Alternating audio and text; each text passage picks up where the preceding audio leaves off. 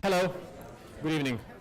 Thanks for coming, everybody. I'm very happy you all came here. It's hot inside, it's hot outside, but we are here to learn because, as you know, Startup Grind, can you all hear me well? So Startup Grind is here to educate, to inspire and connect entrepreneurs, founders, CEOs, and senior professionals. We started here, we started in London 10 months ago. We are a global organization based in Silicon Valley. And we are doing this here. And we're trying to really connect entrepreneurs, not just in London, but also globally. And I'm very happy that we have a company today which I actually already knew because we had one event before. Before Startup Grind, we did a few other events. And at the bakery around the corner, we hosted this company. When they were here, they had 300,000 users in the UK. They were really freshly starting. And it wasn't such a big company yet, and it was before they closed a big round, which we are going to be talking about. Today, just in the UK, this company has 2 million, almost 2 million visitors 9 months later, which is quite interesting. These guys have served, since they started, over 130 million users, and we're going to be talking about the journey. And because we really try to help each other. After the speech, we're going to have roughly 40-minute speech, then a Q&A. Before we start, I would like to ask you, all of you, to pull out your mobile phones, please, and open the browser. It's really simple. And if you open the browser, on your badges, you have the Wi-Fi login and password, so you can use it. And in your browser, there's this link. You just type it in. sli.do/SGL, Startup Grind London. And that's it. And what you will see there is a simple way of asking questions. So basically, we're going to be talking about the journey and the business experience of Zomato. And you can jump in. You can ask questions. You can tell us what you think. You can vote for other questions. So these are votes. If somebody likes this question, you can just type it on thumb up or thumb down, up to you. And that's about it. There is one section in there which is called Who is Here.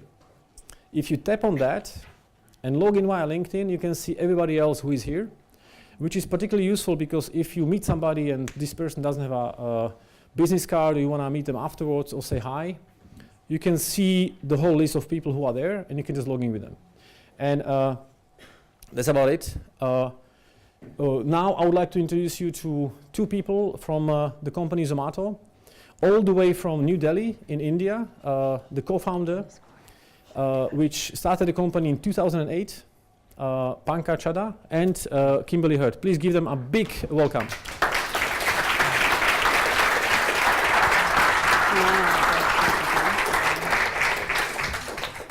Thank you. Please have a seat. Kimberly. Are we all plugged in? Can we all hear each other? So hi, thanks for coming. I'm really excited because this is quite an event because you guys have been working quite hard. Before we start, can you please, Pankaj, let's start with you. Introduce yourself in 2 minutes. Absolutely. Before that, I wanted to ask a quick couple of questions. So how many of you have heard of Zomato before this event? And how many of you have the Zomato app on your phone already? Awesome. So I thought actually when Marian started, he would say, open your browser, download a Zomato app. As a jokes apart. So my name is Pankaj. And the recent background I graduated in mechanical engineering, nothing to do with what I'm doing right now. Then I started working for a company called Bain & Co. It's a consulting firm.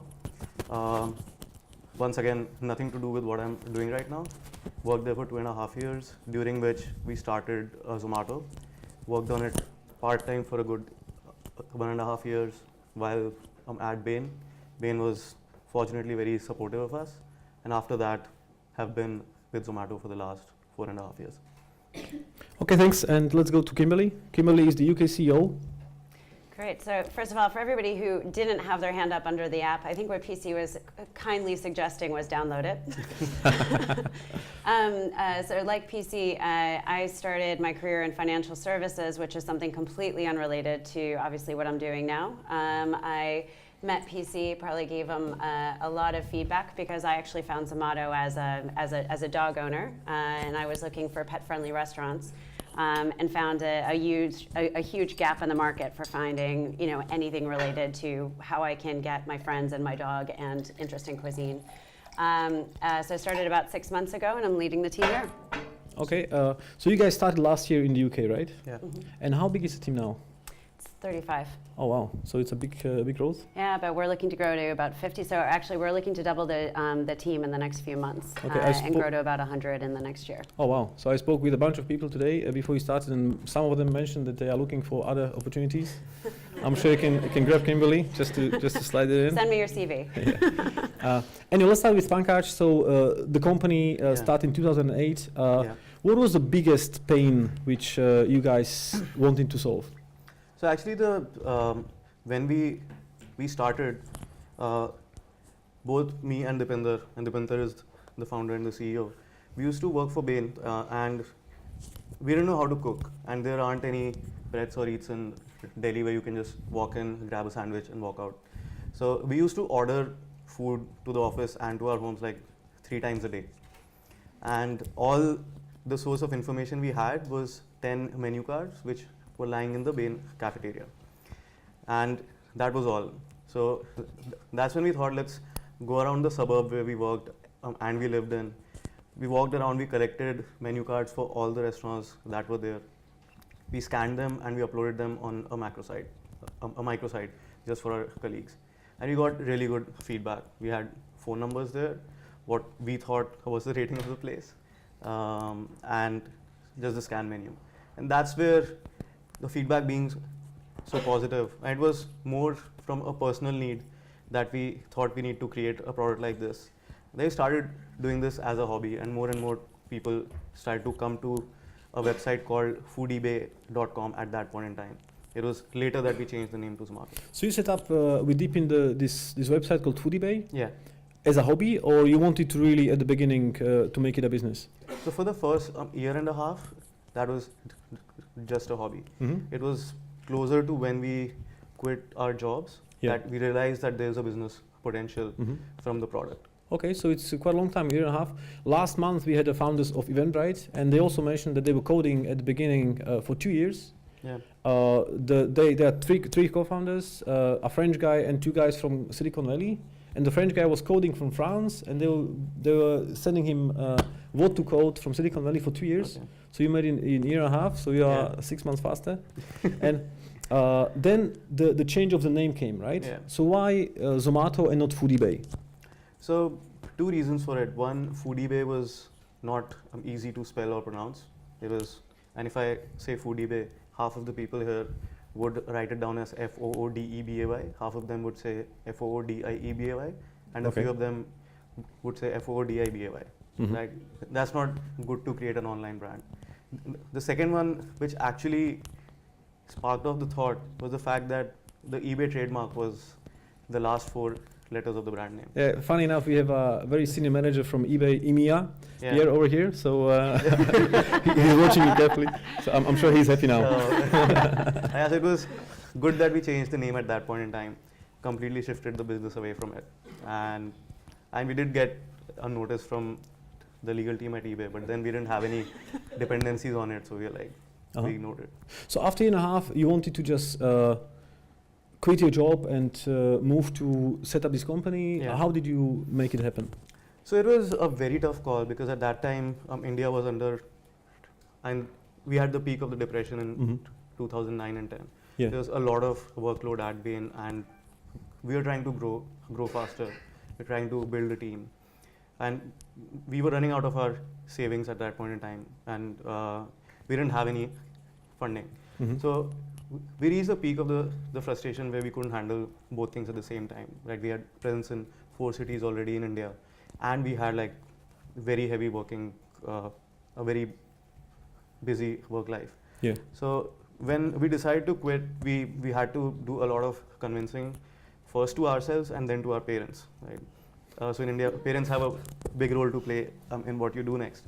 And after that, we needed some money. Mm-hmm. So we raised a small friends and family round from the siblings, the people at work who were able to, who were kind enough to believe in us at that point in time. Mm-hmm. And you work from home, or you set up an office? No, we work from home. Okay. Yeah, For how long?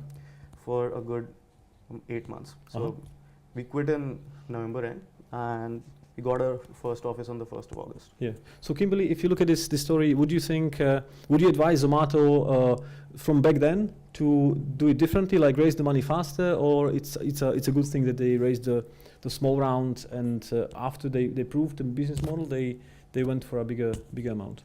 Well, I think from first principles, I'm just really happy it's Zomato and not Foodie Bag.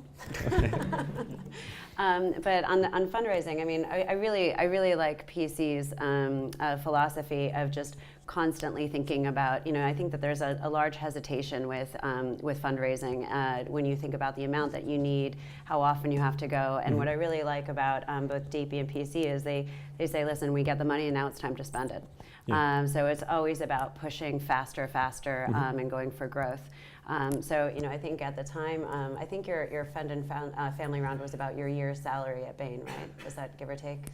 Yeah. Something around there. Okay. Yeah. So it was a huge commitment from PC's perspective, where he was directly responsible for that money. Yeah. And he was able to get that back. I think it was within a year you were able to return that investment. So it's pretty quick. So Alan, how did you start recruiting people to join the team? Was it hard? So to begin with, this was really, really tough because till the time you have a brand, people don't want to sort of take the risk, take the leap of faith.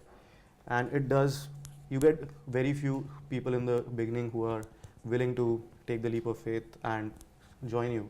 And it's also, so that narrows down the talent pool to that much. And then beyond that, you have to have a culture fit with who you are, right? And can you work with that person or not, which will always be a 1 in 1,000. This is a very interesting thing because I keep hearing this. We have interesting talks from all around the world, and I keep hearing this all the time that the culture fit must be there. Yeah. What is the culture of Zomato? Because we talked about this Eventbrite, they have this the Bright Links, right? So what's the culture in Zomato? So it's a tough one. So basically, see, what we always believe in is that we always 1% done. So I never say that we are happy being where we are. We always have like 100 times farther to reach. Yeah. In order to get there the fastest, you need to get things done fastest, right? But then they have to be done the right way. So breach of ethics is a major part of what we believe in. We are a very value-driven organization. We value culture and values of people working together more than measuring the input or the output. And having that synergy between people is very important. So that automatically drives to the point stuff like building the trust, humility, respect, connect. And we believe a lot in teamwork, and you always have 100 times more than where you are. Yeah. Do you still attend the interviews, or it's just done by other people now? Because you are 700 people now. Yeah. So 700 people is a big number. Who is doing the interviews? Do you still want to see everybody who comes in, or it's? So I do get to see everybody who does come in because I have to travel quite a lot for that. But we do stay connected a lot because we as a business are global, but we have to be very, very local. Yeah. Right. A lot of the changes in the way let's say we build the product, we pitch for sales. All these things have to be localized to each and every country, and in some cases to the city level as well. Yeah. So it's really important for me to be connected with what's happening on the ground, and the only way to do that is to talk to people who are making things happen. Yeah. So you know most of the people who are there and who come through the company. So people make fun of me for not remembering names, but I have met everyone. I hope Most after of the tonight people you will who remember were all the there. names of all the people. Absolutely. Right? It's many people to meet. Funny enough, the next event we're gonna have with a company called Framestore. It's a company also with 700 people, and they got 2 Oscars and 3 Oscar Yeah. nominations. They are the Europe's biggest post-production house. And when I spoke to the founder, he said they do project-based work. So they fly out for 2 months for doing the Gravity movie, which they got an Oscar for. When he comes back, the receptionist asks him how can she help, because she doesn't recognize him, because it's new people. So now the company, after 700 people, it's already big enough. It's too big for meeting everybody who comes in. Yeah, So to give an example, in the UK. So I know for quite a while you've been looking for a CEO for the UK. How hard was it to find the right It person? was very difficult. It was one of the most difficult things that I have achieved. So Oh, wow. for the UK, and I think Turkey took even longer because there's a language and a cultural barriers. It was Yeah. really tough to find a CEO for Turkey as well. But it's really tough, right? When we had launched for UK was the 4th or the 5th market that we entered. So we weren't very well known. There Yeah. were not many people who were willing to take the bet of leaving a very high paying job for a startup and take that leap of faith. Mm-hmm. And it took around 6 months for me to find Kimberly. Oh, 6 months for Yeah. CEO. So now you must be very happy that Kimberly is on board and. Yeah. Whenever I'm thanking not me. causing him headaches. Yeah. Most of the times, yes. Okay. When you were starting, what were the biggest, the most important business mistakes which you did? Because we all have startups, we want to learn. So, Yeah. is there anything you'd like to share which you think you would not do again? Absolutely. And there are a lot of things Mhm. I would never do again. But you always find these things at each stage of growth. Right? So, for example, when we were growing in India, the way we used to think about hiring, right? Yeah. That was the first sort of big series of mistakes that we made in the beginning, which we learned from. Mm-hmm. But at that time, we were hiring at a different level. Then when we started to grow, how to think about a market being a local versus a country, right? So back in India, we made the mistake of first thinking that we could manage 5 cities from one city. Mm-hmm. And then we realized that we are a local business. We need local intelligence. We have to collect all the menu cards. We have to collect all the pictures, map coordinates. We need a local presence. Whom are we kidding? Right. One thing which I would say has persisted, and a couple of big things, is how you look at outsourcing. Mm-hmm. Right. That's a big thing which we learned within the first year, and we took a call that we're not going to outsource anything. When I talk to startups here, there's a big difference in opinion, which I totally respect. Because when in India, outsourcing gives you the expertise, but it's costlier than doing it yourself. Whereas here, outsourcing not only gives you the expertise, but it's extremely cheaper than building a team in-house. That's interesting. Right, so that's how I would think that when I outsource something, is that my core business? Mm-hmm. If yes, I'm not going to outsource it. Mm-hmm. It's a very, very interesting point, because I would think, knowing Zomato a little bit, it's a mobile app for me. It's a website. Yeah. And yet you're saying you are a local business. Yeah. So what do the people in a concrete city do? Do you have any example in the UK where you are based elsewhere apart from London? Yeah, no, I mean, so the heart and soul of Zomato is about knowing this market better than anyone else. So it rests on local execution and delivery. Just a bit about how Zomato is, truly different than any other discovery platform on the market is we actually have a team of people who goes around street by street on a quarterly basis, talks to restaurant owners, managers, takes pictures, gathers menus, curates a list of about 47 plus variables. We then have a team locally that then QCs the information, does a quality control over the information, and then puts it on our site and on our app. We also have a couple of people who think through what we call our collections, which are curated lists. But all of that has to come from knowing this market better than anyone else. So at the heart of it, the content that we create, that we produce, that we quality control is all based here. Yeah. Equally, the relationships that we have with restaurant owners and managers, as well as bar owners and managers, is all locally sourced and delivered here. And that's something that's very personal. So everything we do has a very personal touch. Okay, I know for a fact. So basically, when I was setting up some lunch with a business lunch with a business partner, going for coffee, I have to say that it's really hard sometimes to find a good restaurant using Google Maps or Yahoo or the maps from Apple.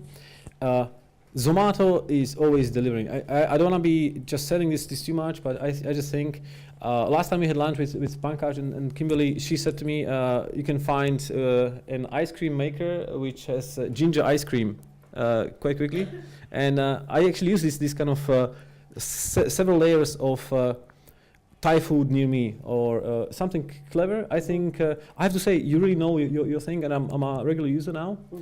On the mobile is just amazing. I really like that. So one of the reasons why you're here is because the product is really good. And I wanted to ask you, Pankaj, we talked about it earlier before, how did the business model evolve? Yeah. And you said it's still the same, but the product is different. Do you want to elaborate on that? So basically, what I mean by the business model is the revenue model. So that has stayed 99% the same over time. What we started with was, in Delhi NCR, we started getting calls from restaurants who wanted to advertise on Zomato. We didn't know what to do, and we were like, okay, so, and how? And they told us, why don't you put up a banner on your website? So like, and okay, we'll try it out. So we started putting banner ads. Then we thought that we already have like 20 ads. What do we do now?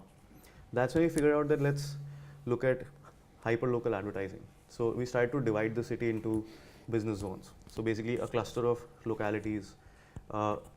Drawing a parallel to London, WC will be a business zone. So everyone who searches for restaurants in WC, in any of the localities, will see a set of ads from a restaurant within the WC, not in Canary Wharf. So that's primarily the business. So you're buying Google Ads for this specific location, postcode based? Postcode based ads, but we do the selling to the restaurants. Okay. We don't use any networks to publish ads. I see. And that was because back in India, none of the restaurants would use Google Ads to publish any ads. So we're like, we'll keep getting ads for ketchups and for orange juices, which didn't make sense to our audience. So we decided to do the selling ourselves. And I was the first salesperson for foodie way back then. Yeah. So I mean, that's how the business model came into being. And it has been more or less the same for the last 3.5, 4 years. Yes. When I say the product has changed, and the product has changed from being a 1990s product to being like a very, very contemporary one. When we started off, we didn't have the option for users to write reviews. We didn't have any pictures. It was only the menu cards. Then we started bringing in user-generated content. We started to bring in dish tags, right? So like you can search for ginger ice cream, and there are like 3 or 4 places who do serve it. We started curating content. The biggest change we have made so far, apart from like the smaller features, is the social layer. So we have actually built in a vertical foodie community wherein you can follow people whose opinions you like, and you get notifications on where all they are going, on which all places they are commenting on or rating high. So someone asked me, how is that different from tweeting that I am in Bayswater, which is a good place to go out to eat? Yeah. When you tweet, you reach out to people who follow you, right? You may or may not value their opinion.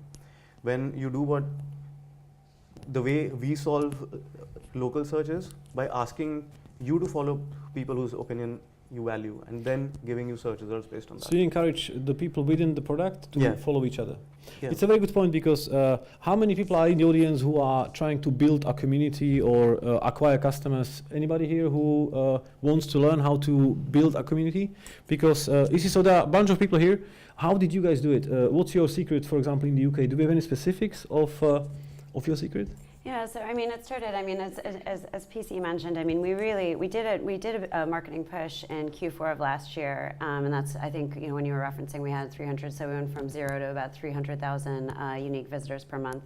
Now we're at about 2 million unique visitors per month, and how we sort of grew through that period was actually mostly through word of mouth, a lot of community engagement. So our community manager is here. And she actively reaches out and develops a blogger community. So we get opinion formers on the site. We actively work with them, and where we have events where we get their opinions. But actually, to be honest, one of the things that's been most interesting since I've joined is we've had, countless meetings with journalists, bloggers, with our users, and that's all fed back into our product. Okay. So we actively encourage feedback, and we try to email and get a personal touch with as many of the users as possible, and then very instantly bring that into the product. So what you see now, the ideas for the collections actually come from our user base. Some of the search filters we have come from our user base. And so that actually makes them feel like it's their product. To be honest, it's all of our product, and it's been very much evolving through the user Okay. base. Quick question on the communities on social media. So what is your strengths? What is your focus on social media? Twitter, Facebook, Instagram? What do you focus on? Yeah, it's actually funny. We've been experimenting quite a bit. To be honest, most of our user engagement has happened on the site. So for instance, the social layer that PC was talking about, if you take a picture and you upload it very instantly, it can go into Facebook and onto Twitter.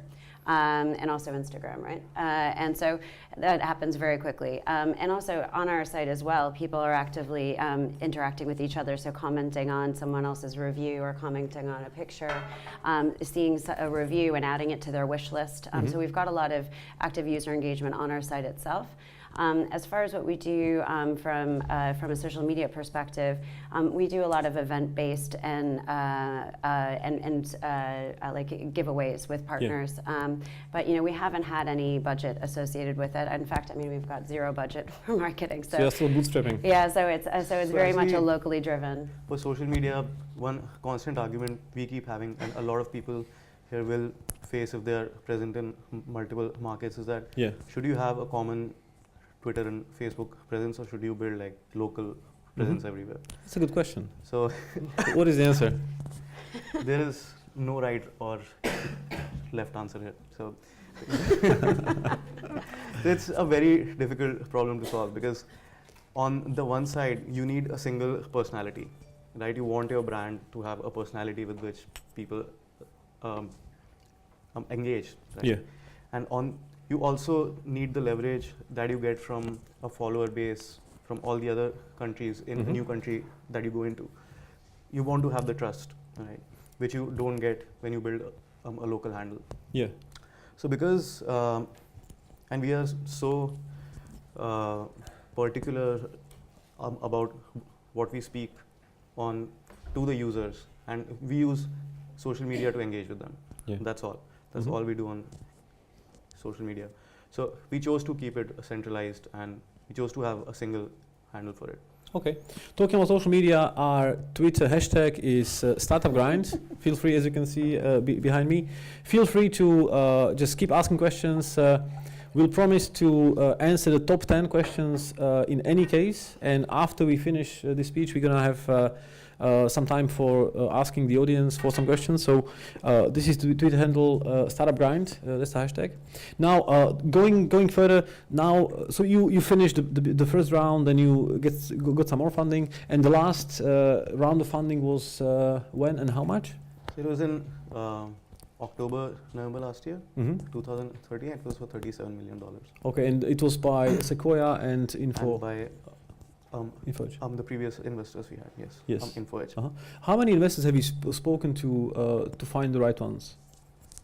So when we were starting up, when we raised our first round, Mhm. which was of $1 million, we had spoken to quite a few. And at that time, India had the e-commerce bubble. And there were people who told us that change your model to transaction and we'll give you money tomorrow. But we kept on saying no because we didn't believe in transactions for food, especially in India. Okay. So you need to meet the right person who believes in what you believe, right? And so far we must have met around 25, 30 investors, Mhm. but we have worked with only 2 so far. Okay, so you held the ground, and after you got these guys, Sequoia is a big VC firm, very famous. Yeah. Were you looking specifically for the smart money, or you just looking for money to spend, and you knew how to do it? No, we were looking for smart money. Mhm. And so even though people do feel that having an investor on board who doesn't know your business is great, Yeah. but it's not. Because when you need the support, so you need the other person to be on board Mm-hmm. during your darkest hour, right? Not when you're doing well. Yeah. And if you have someone on the other side of the table who's willing to move the floor under your feet when you're in the darkest hour, then there's no point in Mm-hmm. picking that kind of support. So we all know the dark side of investors and VCs. Can you tell us the smart side? So what's the smart move about having Sequoia on board? How did they help you? So thankfully, we haven't yet seen the dark side of the VCs. Lucky you. Yeah. But on the smart side, so VCs have a great network, right? And when you know what kind of a partnership you can leverage, you have a great network to tap into. And especially with a VC like a Sequoia, Yeah. wherein they are a globally well-renowned brand name, right? Yeah. So that's the biggest leverage that we get from them. A lot of know-how on which markets are doing well, and so stuff like we want to launch in Lebanon. Should we go with an Arabic version or will just the English version Okay. do well? And what's the answer? An English version will do well. Uh-huh. So, and things like these are the anecdotal evidences, right? Which it's really tough to find from a credible source, especially if you're trying to expand internationally. So you're using most of the knowledge they have, not the introduction side. They can open up doors and stuff like that. Yeah, so that's the bigger one, and the introductions are the bigger leverage that you can get. Okay. Now moving on to the UK side. So you've been on board since when? January. So when you came and starting to build the team, what were the key learnings you got from? You're coming from the investment world, right? Dark side. Dark side. So what were the biggest differences from your previous job to this one? Do you know? I mean, it's really interesting. So Zomato operates very much like a startup. So yes, we just completed this large round of funding, and it's a good place to be in a well-funded startup. But we operate as though we didn't have the money. So with the 1% that PC is talking about is. I used to be an investment banker. I worked 100-hour weeks. I love my job, so I love the work I'm doing, but I've never worked so hard. Uh-huh. The team, they put their blood, sweat, and tears into the company. And at the end of the day, there's always more that we can do. And so as far as building a team is concerned, I'm looking to recruit people who really believe in the mission of what we're doing and are really driven by that mission and have that really positive attitude. Because it's tough. We're a small fish in a big ocean here in the UK, and you've got to wake up every day ready to have that fight again. It's a very fun, yes. So talking about the ocean, the ocean is full of fish, right? What are the other fish? What's the competition to Zomato? Here in the UK, truly. So initially, when we were assessing coming into the UK, we did a nice competitive landscape analysis because we're all slightly former consultants, and looked at the other players in the market. And to be honest, we operate in a discovery space, and there are very few players in the market that offer the comprehensiveness that we have. So, I mean, I'm going to quote numbers, and then PC is going to have to buy me a shot after, because we had a bit of a bet. So he would crack a bad joke, at least one, and I would end up quoting a lot of numbers. So so far I'm delivering. Yeah. No, I mean, so here in the UK, so in London alone, we have 22,000 restaurants listed. Those are all sortable on over 47 variables. Our nearest competitor, quote unquote competitor, is when you talk about a TripAdvisor. TripAdvisor has 12,000 restaurants listed in London. Square Meal is at 18,000. OpenTable has 1,800. And you look at this, the sheer comprehensiveness of what we have means that you can find, and you can actually dare to find exactly what it is you need. So my mission and why I joined Zomato is, I want to stop Starbucks and Pret from taking over the world. There are so many restaurants. I mean, 2,000 restaurants per quarter in the UK, in London alone, closed down. And that's because, 2 to 3 times per year, people are actively out and discovering new restaurants. Okay. So we wanted, our mission is to really sort of help with that, to find, the nuanced local, if you're looking for Eritrean food, if you're looking for, a great roof terrace on a sunny day, which has been a great summer, that happens to have the ginger ice cream that PC was referencing, this is the only place you can do it. I like the roof terrace. Yeah. So now we're talking about the competition and 22,000 restaurants in London. Mm-hmm. How many menus from these restaurants do you have? 22,000. Yeah. Seriously? Yeah. Wow. How awesome is that? So it's 27,000 across the UK. Oh, wow. And how much time did it take you to collect all those? So we once per quarter refresh. Mhm. So it would be on a quarterly basis. So you have people on the ground, soldiers collecting restaurants, double checking it's all correct, and then put it on the website. That's one of the things which many businesses, especially in the e-commerce space, they have this chicken and egg problem. How do we get people to come and visit our website? What Zomato is really cleverly doing, and sorry for pitching it this way, because I like it, is to me it's a very clever marketing tactic, is they give you a reason. They have all the menus from all the restaurants, so if I look for a restaurant nearby with a high score, I see how good it is, ranked by other people, I see how far it is from here, and I can see the menu, because maybe I don't want to have anything meaty, I want to have vegetarian food, and I can see it there, so very clever. Let's go to Slido, and Francisco asks, what are the most successful acquisition tactics of Zomato? So you're talking about talent acquisition or B2B acquisition? I think customer acquisition, right, Francisco? Oh, customer acquisition. Okay. Yes. Cool.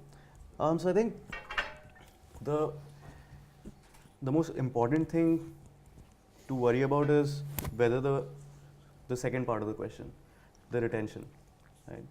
So if you have that figured out, then you can think about what is the best core group of users that you'll get feedback from, right? So for example, when we go out into a new market, we talk to the bloggers because they know the restaurants, they know what, we ask them what you do when you are searching for places to go to, right? So, but then you need to make sure that once you go outside of that close circle where you're taking the feedback from, you have to have a product which will be able to retain the next sort of the wave of people that you market to. Without that, you'll keep on marketing to people, you'll keep on losing people again and again, and you'll be stagnant forever. Right? Mm-hmm. You'll be carrying the weight of a white elephant. Right? Okay. So that's the most important part. Mm-hmm. Now let's talk about your presence. So you are based in India. Yeah, I'm based And in India. where else are you based? So you have an office in the UK, you have an office in Lebanon, So Dubai, right? we have an office in, I think, from the 13 countries that we are present in, we have an office in 11 of them. Mm-hmm. We don't have an office yet in Doha, and it takes a long time to incorporate a company. Okay. And we don't have an office in Sri Lanka right now because it's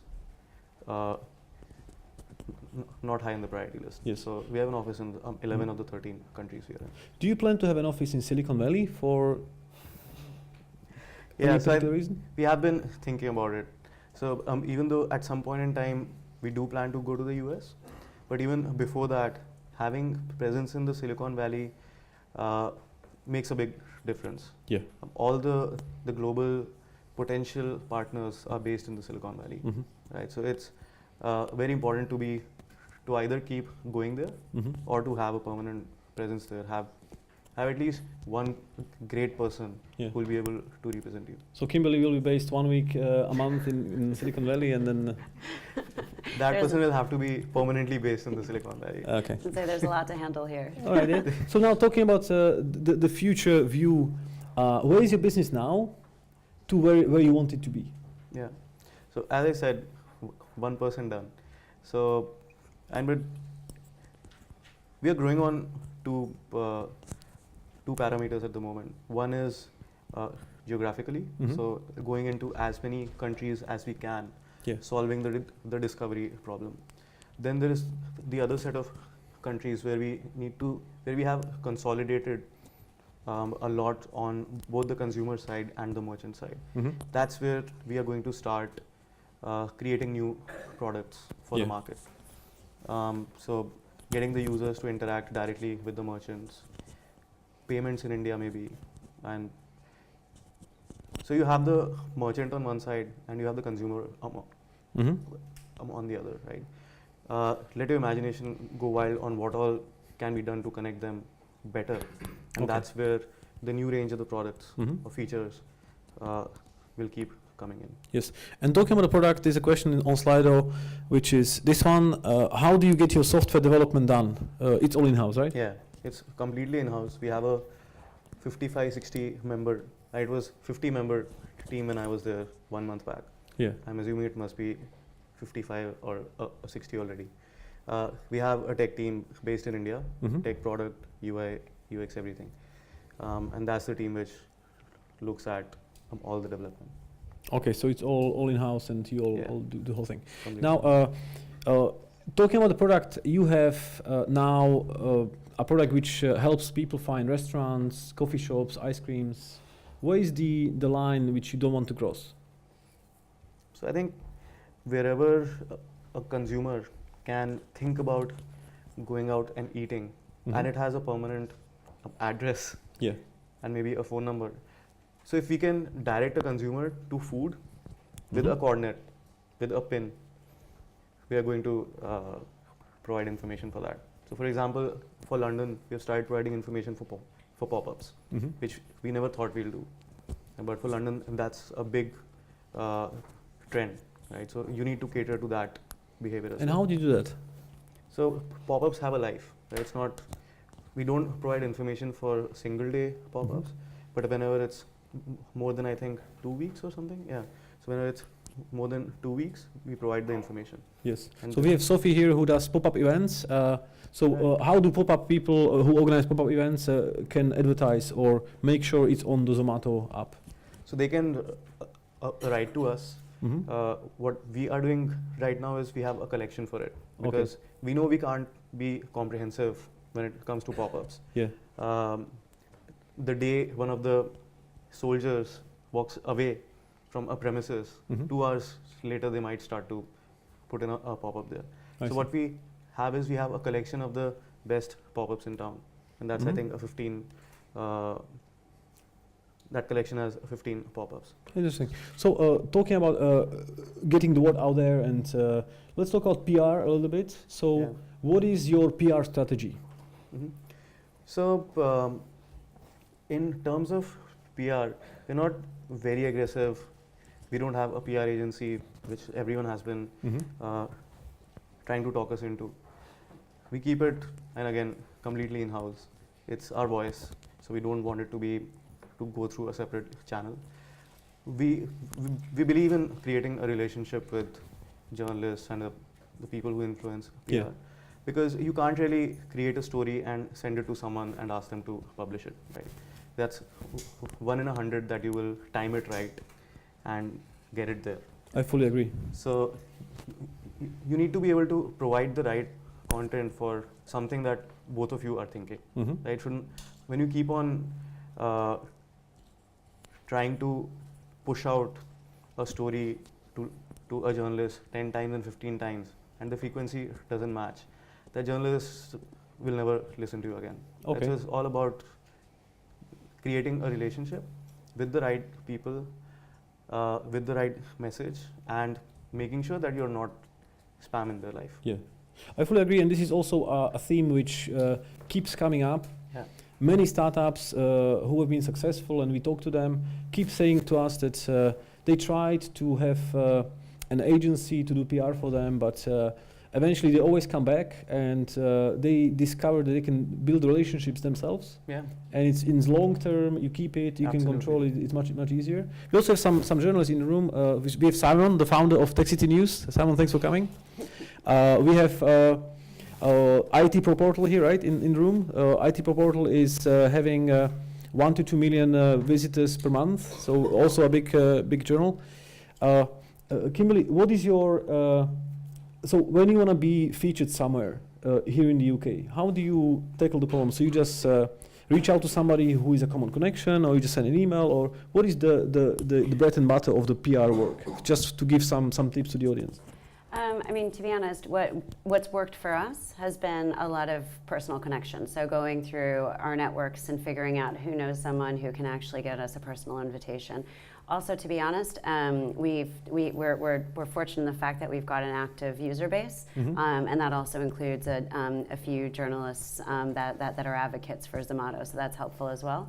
But you know, to be honest, I mean, we've from a corporate story perspective. I mean, a lot of people have been curious, you know, how because it's a business from India that's entering the West, right? Yeah. So we get a lot of interest from a corporate perspective and around the story, a lot of interest around the funding. But you know, to be honest, truly, we do struggle on the consumer side of things. So for with consumer journalists, you know, actually making headway, you know, has been very slow. And it's something that's actually, you might have seen me smiling as well. So our head of marketing is here, and we're smiling at each other because the debate around a PR agency was one that has turned into a long-standing now joke because it was something where we strongly considered. But to be honest, in the end, you know, I'm very happy that we haven't used one. But you know, there is a question around sort of speed and progress, and at what point you need, you know, external support or someone else to, you know, help get you introductions. So you're complaining about not enough tabloid attention to Zomato? And well, I mean, listen, anything. Great. You can have a wild party tonight and just burn the house down, and you're gonna be in the sun tomorrow. That sounds like an aggressive agenda. Exactly, for sun, right? Anyway, so let's give it now to the audience. So guys, we have a microphone here, and we'd like to ask you to tell us what you think, ask a question. If you keep it short and consistent. So we have a microphone over there. Any questions in the audience? We have one over there. Sit. The mic is coming, and please, one question per person, just to keep the time on. This is a question for Pankaj. What would be your advice to somebody starting up in India now as a tech startup? Yeah. So you started in 2000, a few years back, and then what's the kind of landscape? Use the microphone, please. What's the kind of landscape and advice you would say from a funding perspective? So from the funding perspective, I think the investors have opened up a lot to products, to content businesses. It's like some people think we are a mobile app company, some people think we are a website. We are a content business, right?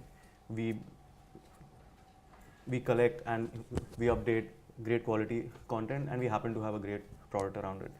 And the investors have started to open up to models which are not just transactional. You have examples of people who are trying to build over the Flipkarts. So for context, a Flipkart is the Amazon of India. People who are doing aggregation over the other e-commerce portals. So stuff like there's a website called a Giveter, which aggregates content from all these businesses and then dictates what you want to gift to whom, right? So the ecosystem has opened up a lot. You just need to create a good product to get funds. Yeah. Okay. Other questions? Sandy over here.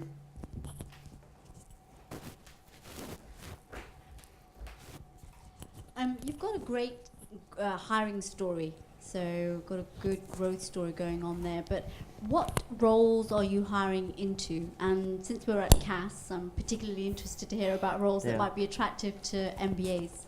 Sure. So we are hiring in a lot of countries for a lot of roles. So and everything from for some of the new countries that we are going into, Canada, Malaysia, somewhere in the Middle East, Doha, South Africa, we are looking for country managers, so and CEOs for that market, the role that Kimberly is playing here.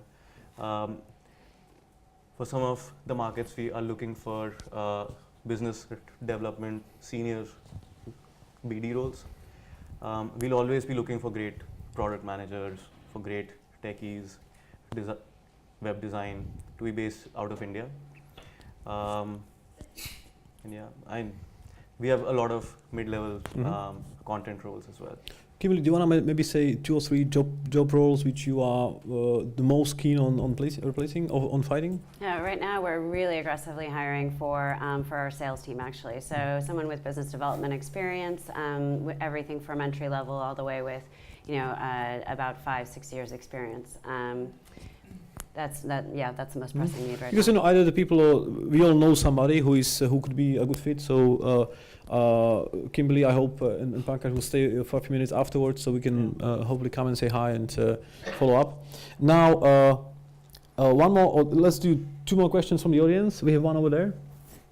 Can I quickly answer the one at the bottom?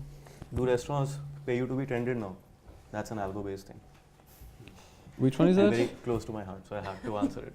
Okay. Do restaurants pay you to be trended? So nobody's paying you. No. Okay. Hello. Yeah. Yeah. Hi. Thank you guys for this very insightful session. First of all, so this is for both of you. So you mentioned that you now have around 20,000 restaurants in UK. Okay. What percentage is that out of the total restaurants or the total market? Relating to that, related to what you said before. So if restaurants don't pay you, what was the story about yourself you told to the restaurant owners to get them to buy in, and what worked and what didn't? Do you want me to take that? Yeah. Okay, so first, it's 27,000 restaurants listed in all of the UK, 22,000 here in London. To list is absolutely free, so all of that is cost that we take on ourselves. But really, why restaurants choose to optimize their presence on our site is because they're connecting to an audience of, so the 2 million people who are coming to our site on a monthly basis are not looking for promotions. They're actively looking to discover new places to go. They spend around, on average, about £50 per visit. So when they're looking to book, on average, they're looking at higher end restaurants, but. They come back to the site 2 to 3 times. They spend about 6 minutes, so it's a really good discovery tool for a restaurant. Well, I'm using this, so now you have traffic and sell that. Before you had traffic in the UK, what was the story?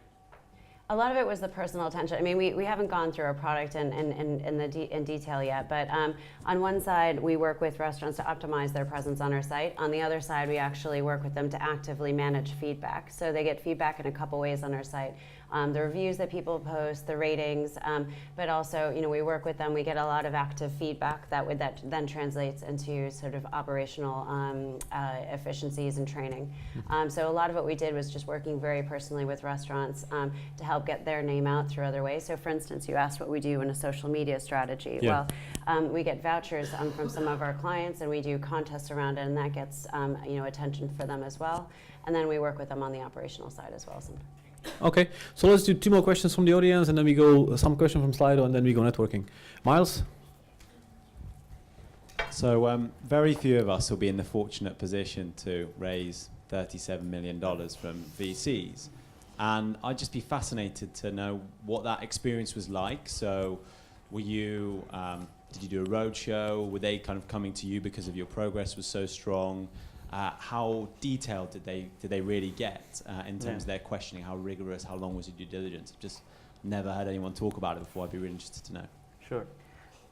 So I think what always tends to happen is that when you talk to, let's say, 10 investors for one round, and you close one of them, for the next round you get a lot of people who come in with their interest. Right? So that usually happens a lot. And then you choose one of them. So before the 37 million round, we've been working with the same investor for the 3 rounds before that. So we never had sort of a very rigorous due diligence process because we have been working with them for 2 years. And when they put in the money the first time, we didn't have any due to be diligenced, right? So, and we were like, we were a bunch of 4 kids. They came to meet us in our living room, and thinking back, I wouldn't have invested in them, right? So, but they did, and it worked out for them. So the last round was the one where we saw a difference in how the transaction happened, and there is usually the legal due diligence and there's the financial due diligence. They need to have the comfort that what we have told those guys during meetings, over emails, over presentations, they are the right numbers. That's what they check, because those are the numbers based on which they put in the money. Yeah. That's the story based on which they put in the money. Mm-hmm. I just jump in quickly. Rounds, do you plan any not rounds in the future, or it's totally top secret, you can't reveal it, or what's your plan there, and when is the IPO of Zomato going to be on the Nasdaq? So things with us change very quickly, and today I would say that we are not looking to raise any money for the next 6 months because we are focusing on work. And let's say someone who's really interested comes in and there's money on the table based on terms which we are thinking of 6 months beyond, and we'll be open to a discussion. But no, we are not actively seeking out for any funds. And no thinking of IPO this year? IPO for not Christmas this year. We'll do another round before the IPO, so somewhere in Q1, Q2 of next year. Also, you're considering it? Yeah, but not in the next 6 months. Yeah, I got it. Okay, one more question from the audience. There's one over there.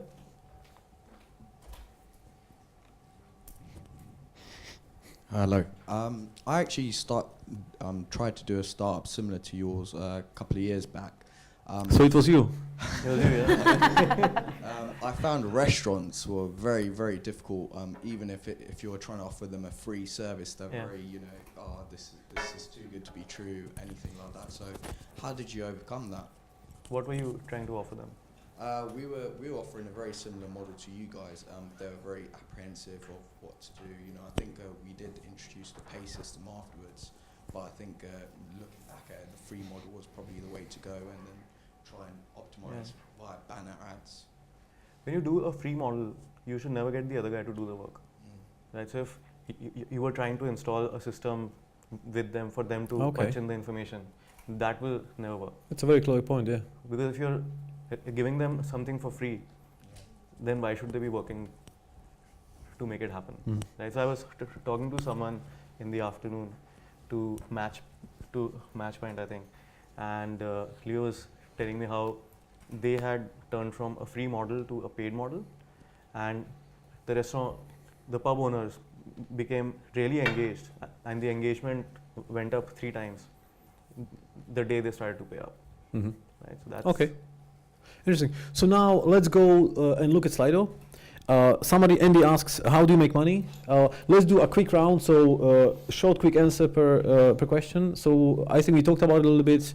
Maybe just you want to give an overview of what's the biggest revenue earner for you? So how do we make money?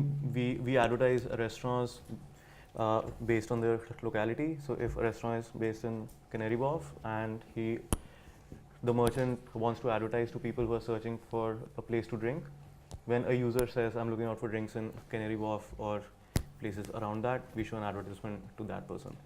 We give tools to the restaurant owner to track the performance of the advertisement, basically how many people were coming to his restaurant page before the advertisement, after the advertisement.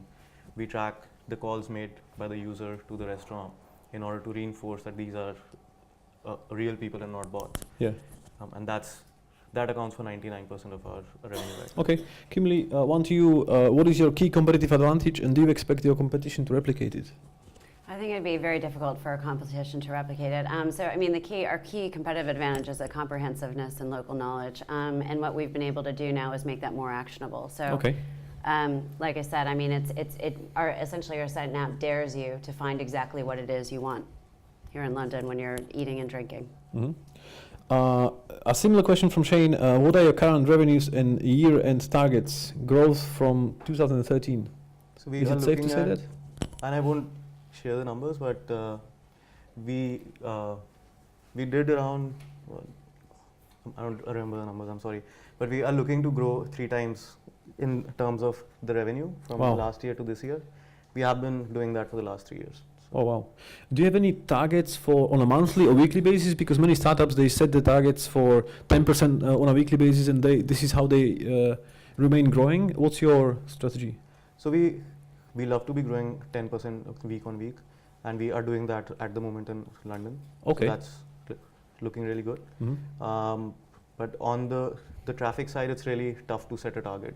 Yeah. Because you don't know how big you can be, and you often you end up not meeting it, and sometimes you end up growing double of that. On the business side, things are more predictable. On the revenue side, we give ourselves monthly targets to ourselves and the team. Mm-hmm.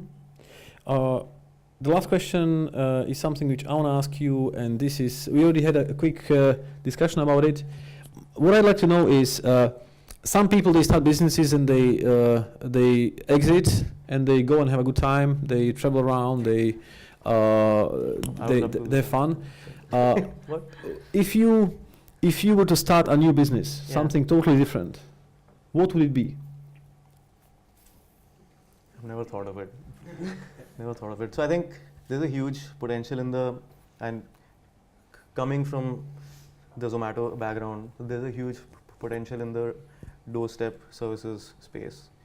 And obviously there's a great player which is catering to it in the US, Angie's List. But outside the US, I haven't seen a lot of good products who cater to doorstep services. So everything from a pest control to carpenter to plumbers.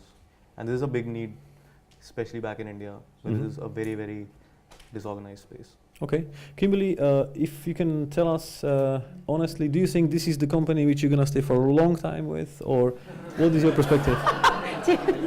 Good question. Yeah, I know. Literally I'm a hot now. seat. A hot Yeah, it is. seat. Yeah. Wow. Because you know you're a foodie, and we talked about food many times. And actually, I love talking to Kimberly because she knows all these nuances. From we're talking about Gordon Ramsay and Heston Blumenthal and Jamie Oliver. By the way, we'd love to have one of those guys. If you know somebody who knows them, please let us know. We would love to host them here. So, Kimberly, you are a big foodie, and to me, it sounds like you have a dream job. No, it's I mean, I pinch myself, truly. I mean, when I think, I spent 13 years in financial services, investment banking, working in very different environments, and I get to do what I love every day. I hope I can continue doing this for as long as possible. But I mean, it's an amazing company to work for, one where, growth is not a question. And it's the amount of challenges you get on a daily basis. I mean, I feel like, I do everything from worrying about recycling bags for the office all the way through to trying to close down and do things that Zomato hasn't had a chance to do in 6 years. So it's a really an amazing job. One I definitely hope to continue in. Okay. Ladies and gentlemen, this is Kimberly and Pankaj from Zomato.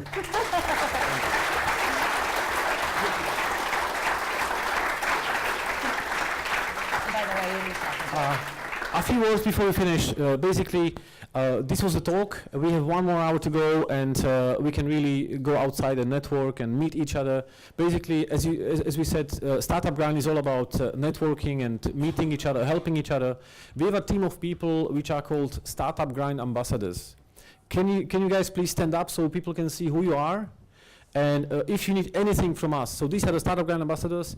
If you need an introduction, if you're looking for somebody which we can connect you with, please let us know, including me.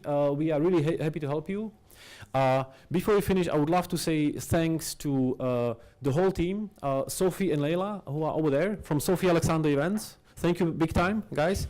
We have Ben, who was doing the video. Ben, say hi to us, yes. There you go. And we have many other guys from the team. Please, now it's time to network, say hi to each other. We have 1 more hour, we finish at 9. And one more thing, You didn't know about this, but there's a camera over there, and it's not just a camera. This is the first time we are testing something totally new, where it's going to be an online access to our events. And it's not just streaming, because streaming is just a small part of it. We are doing it in a totally different way. It's about streaming, it's about interacting the way Slido does, and it's about networking as well online. If you have any friends, any guys which you think might enjoy the events, from the next event, we're gonna be having a separate session online. Anywhere in the world they can join. They can meet each other, they can ask questions to the speaker, and they can just say hi to us. And this time we're just testing it, and we have people from India, from Melbourne, Australia, from the US, from Silicon Valley testing it and watching it. Next time we're gonna go live. It's going to be a very, very small charge for the people to join, just because we want to bring the people to appreciate the event. It's not going to be much, £5 to £8 maybe. And even if you're traveling or you're not going to be here, you can still join and have a look. So this is going to be from next month onwards, and then we are aiming for the first 1,000 people event from September. So stay tuned.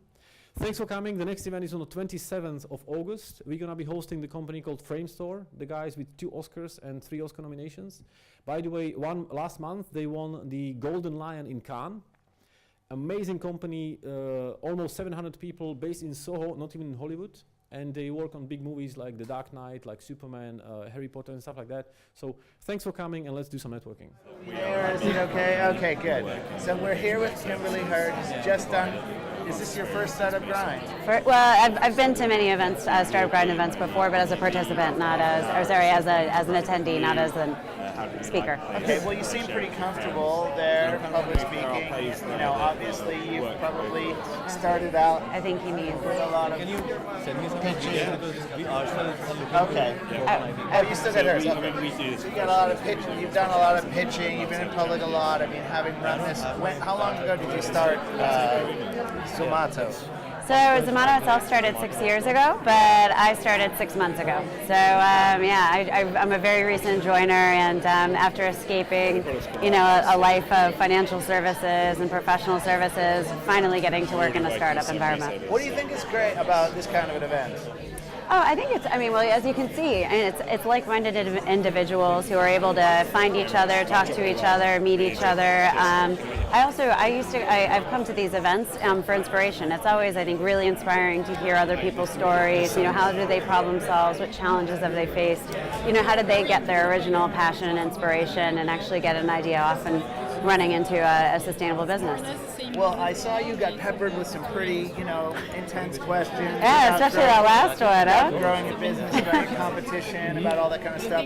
But, I mean, talk to me a little bit about what, if you could share with us some keys to what makes a person or a business successful for you personally. You know, I know what, for me, what it means to attain a certain amount of success. Are there any secrets that you can share, not really necessarily on the business side, but like sort of life coaching ideas? I don't know, I'm just throwing an idea out there. All right, well, I mean, I wish I had all the answers, but I mean, what motivates me is I'm doing something I'm really passionate about. And, you know, I'd say, you know, you have to be passionate and enthusiastic, and in particular if you choose to go down the startup route, you've got to be 100% persistent. So all of those things, if you believe in the vision that you're going for, I would say take success out of it. I mean, success it's a really nice, you know, it's a byproduct of going after something that you truly believe in. Like, I truly believe the work I do is helping restaurants in the UK survive. It's helping people have a better quality life because they can find restaurants and bars that truly meet their needs. So all of that I get really excited about and inspired about, and you know, I love working with a team that can help me deliver it.